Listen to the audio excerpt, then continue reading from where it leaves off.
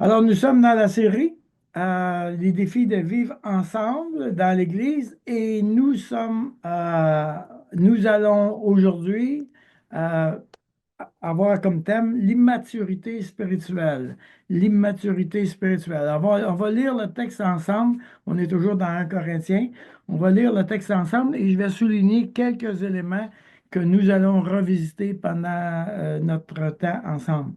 Mais comme il est écrit, je suis dans 1 Corinthiens 2, verset 9, mais comme il est écrit, ce sont des choses que l'œil n'a point vues, que l'oreille n'a point entendues et qui ne sont point montées au cœur de l'homme, des choses que Dieu a préparées pour ceux qui l'aiment. Dieu nous les a révélées par l'Esprit, car l'Esprit sonde tout, même les profondeurs de Dieu. Lesquels des hommes, en effet, connaît les choses de l'homme, si ce n'est l'Esprit de l'homme qui est en lui? De même, personne ne connaît les choses de Dieu, si ce n'est l'Esprit de Dieu. Or, nous, nous n'avons pas reçu l'Esprit du monde, mais l'Esprit qui vient de Dieu, afin que nous connaissions les choses que Dieu nous a données par sa grâce. Et nous en parlons non avec des discours qu'enseigne la sagesse humaine, mais avec ceux qu'enseigne l'Esprit, employant un langage spirituel pour les choses spirituelles. Mais l'homme animal ne reçoit pas les choses de l'Esprit de Dieu, car elles sont une folie pour lui, et il ne peut les connaître, parce que c'est spirituellement qu'on en juge. L'homme spirituel, au contraire, juge de tout, il n'est lui-même jugé par personne. Car qui a connu la pensée du Seigneur pour l'instruire? Or nous avons la pensée de Christ. Pour moi, frère, ce n'est pas comme à des hommes spirituels que j'ai pu vous parler, mais comme à des hommes charnels, comme des enfants en Christ. Excusez. Je vous ai donné du lait, non de la nourriture solide, car vous ne pouviez pas le supporter et vous ne le pouvez pas même à présent parce que vous êtes encore charnel. En effet, puisqu'il y a parmi vous de la jalousie et des disputes, n'êtes-vous pas charnel et ne marchez-vous pas selon l'homme? Quand l'un dit moi je suis de Paul et un autre moi d'Apollos, n'êtes-vous pas des hommes? Donc, nous parlons maintenant d'immaturité spirituelle. Nous sommes du premier chapitre jusqu'à la fin du chapitre 4 en train de discuter sur la question qu'il y a des divisions dans l'Église de Corinthe. Et Paul a souligné le fait que les divisions sont causées par le fait qu'on n'a pas le même but. Maintenant, il met en lumière que les divisions sont aussi causées par l'immaturité spirituelle. Donc, il y a des rivalités parce que l'ensemble de l'Assemblée, l'ensemble de l'Église est immature spirituellement. Il y a énormément de conséquences quand trop de gens dans une Église sont immatures spirituellement. Normalement, on devrait avoir quelques personnes immatures, bien sûr, il y a tout le temps, il y a tous les niveaux, mais quand il y a trop de gens qui sont immatures spirituellement, là, on a vraiment un problème. Et ce que ça fait, c'est que quand l'Église est immature spirituellement, bien, on perd la joie d'être ensemble parce qu'il y a beaucoup de chicanes, beaucoup de divisions, beaucoup de tensions. Et nous perdons le goût de venir à l'Église à cause de ça. Euh, nous, comme pasteur, je peux dire quand une église est en santé, quand je rentre dans l'église, parce que une église en santé, les gens rient beaucoup ensemble et ils prient facilement ensemble dans l'assemblée. Quand on n'a pas ces ingrédients-là, il y a des inquiétudes à avoir au niveau de la maturité spirituelle et, et, et quelle que soit la raison qu'on peut se donner pour ne pas être mature spirituellement, euh, nous racontons des mensonges parce que Dieu, nous l'avons vu dans Corinthiens 1 au début, là, Dieu nous a donné tout ce qu'il fallait pour grandir. Donc, c'est anormal qu'on ne grandisse pas spirituellement. Alors, maintenant, Paul met en lumière trois catégories de personnes, l'homme animal ou l'homme naturel. Alors, celui-là, dans Corinthiens 2, 14, c'est un incroyant. Le deuxième groupe, c'est l'homme charnel. Vous êtes des enfants. Vous êtes comme des enfants en Christ, vous êtes charnel, mais ce sont des croyants, ça. Donc, tu peux être charnel, mais être croyant. Et enfin, le troisième groupe, l'homme spirituel, c'est-à-dire l'adulte dans le Seigneur. Il y a des âmes spirituelles. Évidemment, c'est le mot homme, c'est le mot générique, n'est-ce pas, pour hommes et femmes. Donc, évidemment, ce qui m'intéresse pour ce soir, c'est comment est-ce qu'on va développer, qu'est-ce que Paul dit en ce qui concerne le développement de la maturité spirituelle. Et il met trois éléments, il y en a plusieurs, là, mais on va en retenir seulement trois pour ce soir. Le premier, c'est, je sais que je me développe vers la maturité spirituelle quand je marche de progrès en progrès. Il dit, ce n'est pas comme à des hommes spirituels que j'ai pu vous parler, comme à des hommes charnels, comme à des enfants en Christ. Et là, il prend l'analogie de l'enfance. De quoi il parle quand il parle vous êtes des enfants spirituels? Bien, euh, si tu regardes le développement d'un enfant, par exemple, un enfant à 0 ans, il est totalement dépendant on lui change ses couches, on lui donne du lait, et il est dépendant complètement de ses parents. Et en plus de ça, au moment où il a faim, ou qu'il a soif, ou il a mal, il va tout de suite se mettre à pleurer, il va être impulsif, il va faire, bon, il va avoir des réactions rapidement émotionnelles. Évidemment, normalement, dans le développement de l'enfant, on veut amener l'enfant vers l'autonomie, on veut qu'il soit un homme. Non seulement on veut qu'il soit un homme, c'est-à-dire qu'on voudrait que l'enfant qu'on prend bébé, on voudrait qu'à l'âge de 20 ans, il est capable de gagner sa vie, qu'il est capable d'être autonome, il est capable de se débrouiller dans la vie, il est équipé, ok? Il est autonome. Donc, évidemment, tout au long du processus, il va y avoir des étapes attendues de son développement. Alors, par exemple, si tu as un enfant de 1 an qu'on lui change les couches, bon, il n'y a pas de problème. On peut penser que dans son développement, c'est assez normal. Mais s'il est rendu à 4 ans, puis on doit encore lui changer les couches, on va se poser des questions. Hey, hey, qu'est-ce qui se passe là? On va dire, il y a une anormalité au niveau de son développement de sa croissance. Parce qu'on ne s'en va pas vers l'autonomie si à l'âge de 4 ans, on est encore en train de changer des couches. De la même manière, l'enfant, il va être impulsif, mais s'il est rendu à 5 ans ou 6 ans, il fait encore du bacon à terre, on a un problème, on ne s'en va pas vers la maîtrise de soi. Autrement dit, quand Paul dit vous êtes des hommes charnels, vous êtes des enfants en Christ, il est en train de dire hey, il y a un gros problème là. C'est que vous devriez normalement, dans votre courbe de croissance, vous devriez normalement avoir grandi bien plus que ça et leur faire des reproches. Il leur dit ça, c'est pas normal qu'après autant d'années, vous soyez rendu encore en train avoir des comportements de bébé spirituel. C'est pas normal, ça. Donc, on ne doit pas accepter le fait que le développement est perturbé. Alors, ce qu'il dit, c'est, vous êtes des hommes charnels, vous êtes des enfants spirituels, je vous donne du lait.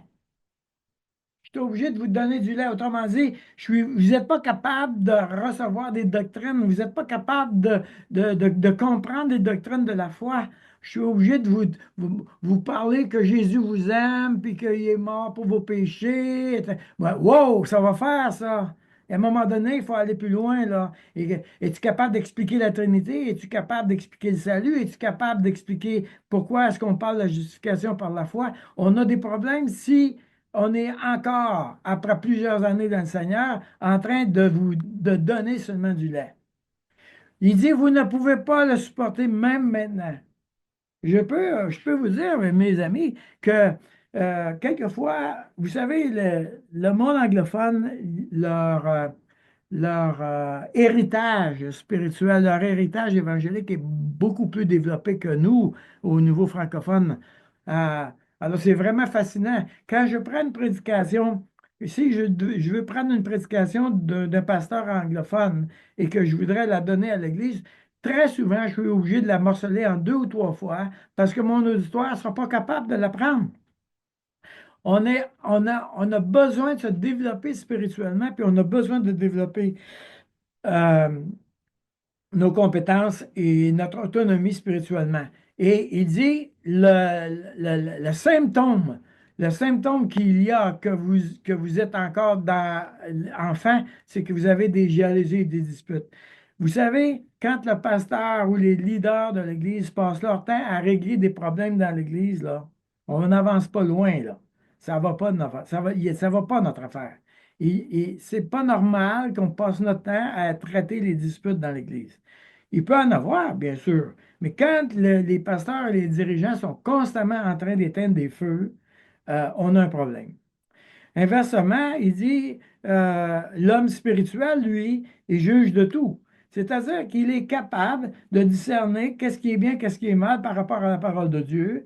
Il n'est jugé par personne. C'est-à-dire que euh, euh, il n'y a personne qui est en train de dire, ce gars-là, ouais, il est peut-être en autorité, là, mais c'est un menteur. Ce gars-là est peut-être en autorité, mais il y a encore des problèmes dans sa vie. Autrement dit, l'homme spirituel a travaillé, a traversé suffisamment de problèmes et a résolu suffisamment de problèmes, il a grandi suffisamment qu'il n'est pas l'objet de critique de la part de l'Assemblée. Et il a connu la pensée du Seigneur. Donc, un homme spirituel, il est capable, évidemment, je parle toujours d'un homme et une femme spirituelle, là. Un homme spirituel est capable on appelle ça lier et délier. Vous savez, quand Jésus a dit aux apôtres, je vous donne la capacité de lier et de délier. Ce que vous allez lier sur la terre va être lié dans le ciel, ce qui va être délié sur la terre va être délié dans le ciel. Et ce qu'il est en train de dire ici, c'est que ce que vous allez appliquer de la parole de Dieu dans la vie, ça va être conforme à ce qui se passe dans le ciel. Donc, un homme spirituel, un homme mature est capable de prendre une situation de la vie courante et de l'appliquer. Il est capable de répondre à la situation qui est en route par rapport à la parole de Dieu. Donc, ça, il marche de progrès en progrès, on avance tranquillement. Le deuxième, c'est que je me nourris quotidiennement. Ah, nous n'avons pas reçu l'esprit du monde, mais l'esprit qui vient de Dieu, afin que nous connaissions les choses de Dieu. De quoi il parle quand il dit ça? Quand nous parlons de nous nourrir spirituellement, que nous parlons de nous tourner vers la parole de Dieu, nous sommes en train de dire, nous avons besoin de nous connecter avec l'Esprit de Dieu. Alors, comment est-ce que c'est arrivé? Quand Dieu nous a créés, son esprit, l'Esprit de Dieu, parlait à l'Esprit de l'homme. OK? Il y avait des communications et l'homme regardait à Dieu et il disait, waouh, moi je veux être comme ça. Je vois un Dieu bon, je veux être bon. Je vois un Dieu juste, je veux être juste. Et l'homme était en relation avec Dieu et il voulait l'imiter. Et qu'est-ce qu'il faisait? Il nourrissait sa pensée, il nourrissait son cœur et il mettait son corps physiquement en route avec le désir d'obéir et de servir le Seigneur. Évidemment, ce qui est arrivé, c'est après la chute, il y a eu une séparation. Tout à coup, l'homme n'entendait plus la parole de Dieu. L'homme n'entendait plus la pensée de Dieu. Et évidemment, ça crée une problématique. Euh, donc, ce qui s'est passé, c'est que à partir du moment où l'homme spirituel, c'est-à-dire que l'homme, après sa conversion, il a été en contact avec Jésus, là, il est reconnecté avec l'Esprit de Dieu et l'Esprit de l'homme se sont reconnectés ensemble et il a été une nouvelle âme. Et maintenant, le croyant désire obéir à Dieu. Il y a un mouvement où il met son corps, sa pensée, son sentiment au service de Dieu. Alors, pour mettre ça d'une manière très simple, le croyant mature est capable de répondre, que fera Jésus à ma place? Et si je ne suis pas capable de répondre à cette question-là, parce que je me nourris tous les jours, donne-nous aujourd'hui notre pain quotidien, parce que je ne me nourris tous les jours, je me retrouve devant Dieu et je pose la question à l'Esprit de Dieu, qu'est-ce que toi, Dieu, tu ferais dans cette situation-là? Et tout à coup, l'homme spirituel est capable de répondre à cette question. Donc, je me nourris quotidiennement. La troisième chose, je suis capable de développer ma capacité de faire mourir la chair. En effet, parmi vous, il y a de la jalousie et des disputes. N'êtes-vous pas charnel? Ne marchez-vous pas selon l'homme? Ça veut dire quoi, ça, marcher selon l'homme? De quoi on parle quand on dit ça? Euh, Quand l'homme s'est séparé de Dieu, le mouvement a cessé d'aller dans cette direction-là. Tout à coup, le mouvement s'est inversé et tout à coup, ses facultés se sont mis à contrôler l'homme. Donc, l'homme s'est mis à écouter ses facultés ou, si vous aimez mieux, la chair. Donc, ce qui s'est passé, c'est que j'accepte, quand je suis né, j'étais déconnecté d'avec Dieu. Nous sommes, nous sommes avec le vieil homme. Ce vieil homme-là a appris de sa chair comment vivre dans la vie. OK? Et le problème maintenant, c'est que sa chair lui a appris comment vivre. C'est pas Dieu qui lui a appris comment vivre dans la vie. Alors, voici à quoi ça peut ressembler. Euh, j'ai appris, par exemple, tiens, j'ai eu un père sévère qui était abuseur. Alors, tout à coup, ma pensée, ma croyance, c'est que maintenant, je ne peux pas avoir confiance aux autorités. Je ne peux pas avoir confiance aux autorités. Tout à coup, ça, c'est dans ma pensée. Je crois solidement que je ne peux pas avoir confiance à l'autorité. Si j'ai subi beaucoup de colère de mon père, je suis blessé. Je suis blessé de la colère de mon père. Je donne un exemple, on s'entend. Je suis blessé, j'ai mal. Donc, ça contrôle parce que moi, je veux arrêter d'avoir mal ou je veux m'arranger pour ne pas avoir mal. Et physiquement, mais qu'est-ce que je fais? Je vais endormir la douleur, c'est-à-dire que je vais utiliser mon corps pour endormir la douleur. Ça veut dire que, par exemple, je peux utiliser la drogue, la boisson, etc. Oui, mais il y a beaucoup d'autres manières d'endormir la douleur qui paraissent acceptables. Tu peux faire des sports, tu peux aller à la pêche, tu peux aller à la chasse, tu peux écouter trop de musique, tu peux jouer sur TikTok, tu peux être des réseaux sociaux, n'importe quoi qui endort la douleur. On s'en fout, c'est quoi? N'importe quoi qui endort la douleur peut créer ce problème-là.